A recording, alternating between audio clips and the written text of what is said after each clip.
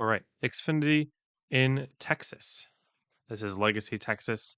And sorry again for the janky setup, but we should be fine. 14 to 1 for me. That kind of shows that you can do whatever steering ratio you want. Because of my different setup than usual, I'm going a bit down the steering ratio because it's more comfortable for me. So this ratio and offset should always be comfort based. Brake bias, I like it in that 57 to 60 area.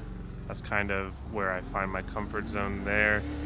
You want that rotation late in the run. You're not going to use brake, especially for qualifying laps, so that's not going to matter for qualifying lap. But later in the run, as you need to kind of get that rotation into 3 especially, maybe land the car into 1 with a little bit of a brake drag, that's when you want that lower brake bias. But turn 1 on its own is already a little bit slide-in entry, so I would be a little bit careful going too low on the brake bias. Should be a second lap hot lap here, so we're just going to show the line for the first lap and try to get around for the second lap.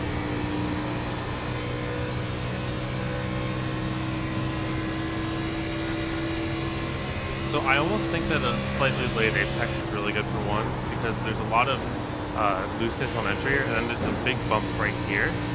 So if you late apex the corner, you can kind of avoid all that. The only thing is that that wall kind of comes at you quick. So hopefully with more grip of the tires, I'll be able to do better on that for lap 2. I like just running this middle line here in Texas. I don't like really dealing with the stuff that's right up by the top. So we're going to try a little bit of late apex here again, try to get that car rotating off the corner a little bit more. A little bit more of an angle on entry here. Keep the car turning because that wall's going to come quickly. Just barely. We're going to give it one more try here. You guys saw the vision. That wall comes at you quickly, but it's just by far the fastest way to do it, in my opinion. We're going to do a cheat and do a third lap here. Tire should be quite just about the same. 31.0. So start up way up top, get that point before the banking. Get the car rolling all the way to the bottom. Get a little bit patient. There we go. That's beautiful. And 3 and 4, we want to get down there early. And smash the throttle because the car can handle it down here. Might be a little bit loose. Just gotta let it come up the track. Don't let it get too loose there because the car should be able to handle it. New fast flat for you. So that should be pretty decent. Bit of a cheat because we're down third lap, but for all intents and purposes, that's what you're gonna want to do. Take a look at that real quick. So the reason that I don't like the early entry for hot lap here is because right about here in the corner, you see right there. You want to be right by the line because second line doesn't really work because of how the corner kind of tightens up out of the exit too. So you kind of are forced to run through these bumps right here. And it's right about where these patches are. And if you're just running along the bottom and you hit those bumps, you don't quite have the angle that you do if you're coming down the track into them. So what's very easy to happen is if you're running the white, you can hit those bumps, and if you're trying to push the car, it'll just go straight up. So I try to get the car as straight as possible through these bumps here because that's how you can kind of survive them in the Xfinity car. So I never go fully out of the gas. For all intents and purposes, I do though. That's the motto of the day, huh? There's a little lift out of the gas, get the car rotating. You want to make sure that this lift happens right before the banking transition. So you see how we're still on a straightaway here, but right here, the banking, take a look at the best way that I can describe to you is look at the gyro cam. So like we're on the straightaway here. Apologies, that hurt my ears.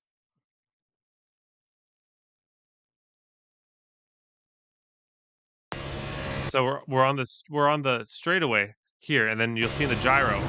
That's the banking, right?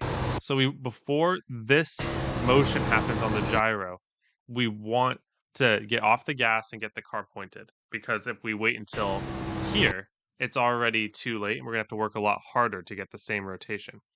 So that's how I'm able to get that point. And I'm just trying to time that point enough to where that I can late apex it through the bottom here.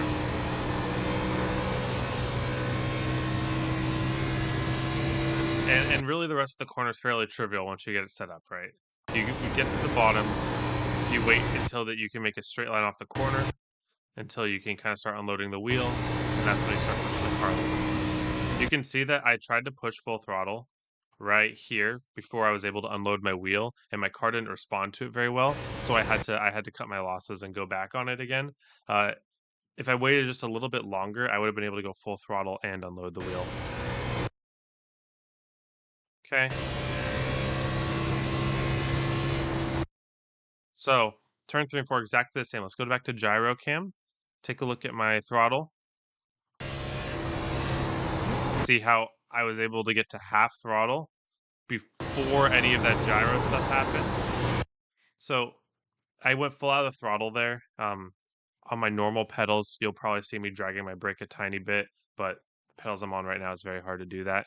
And that's honestly, that's why I think pedals are more important than the steering wheel. Like I physically am kind of unable to do what I want to do on the brake pedal on these crappy pedals.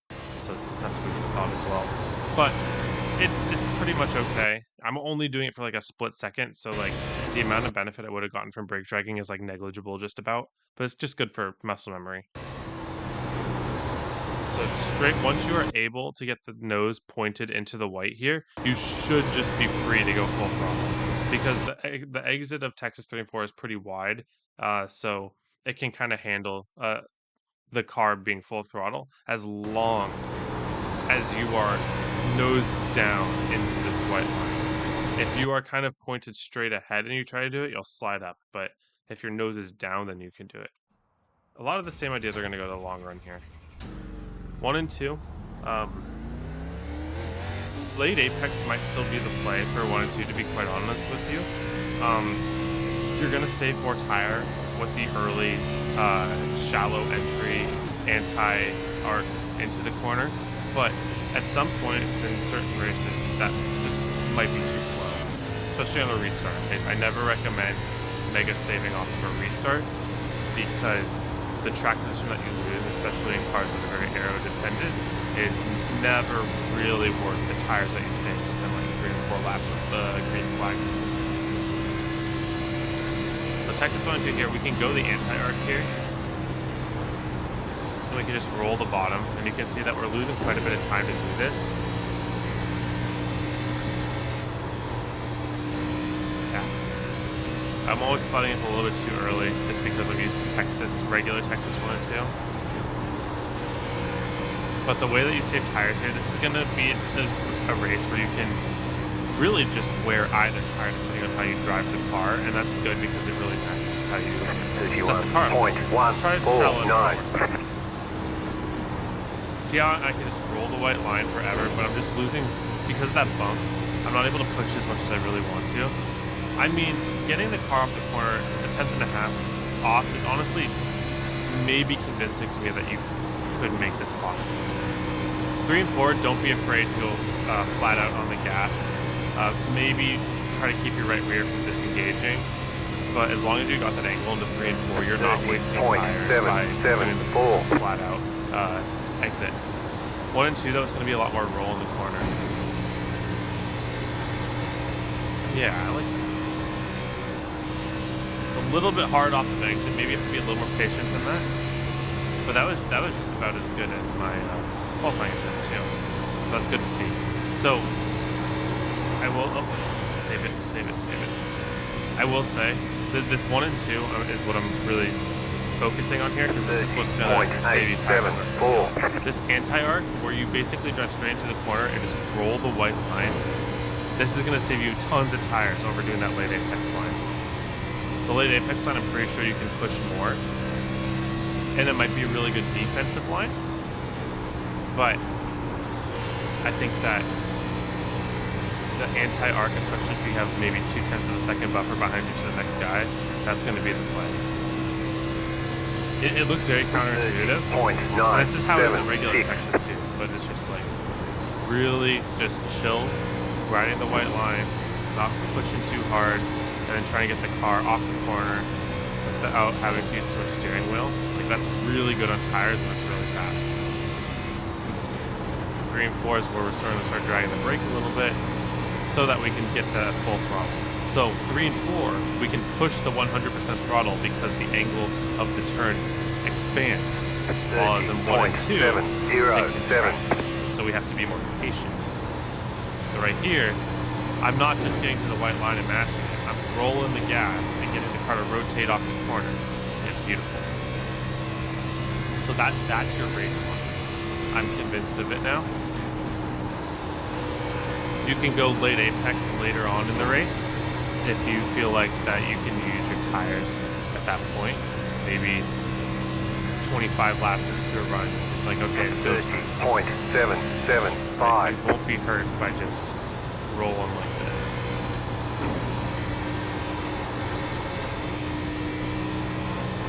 I love that. Now, my perspective is so off on this laptop, it's really funny. But yeah, that bottom line is really good. Let's check our tires. I'm curious to see if we were able to keep off the right rear enough. Yeah, okay. So it's only 1% difference between right front, right rear, but it was really good at saving the right front. So when you feel like your right rear might need some cool down, that's when you do the late apex. When you feel like you can default into saving that right front so that you can spend it more later, that's when you do the anti-arc in 1 and 2. Then 3 and 4, we just try to get to the bottom as early as possible, and you should be able to get pretty aggressive on the throttle from there on out, as long as you have that angle in the car, same as the qualifying. But anyways, thank you all for watching. Hope you have a wonderful day. Hope to see you all on the track.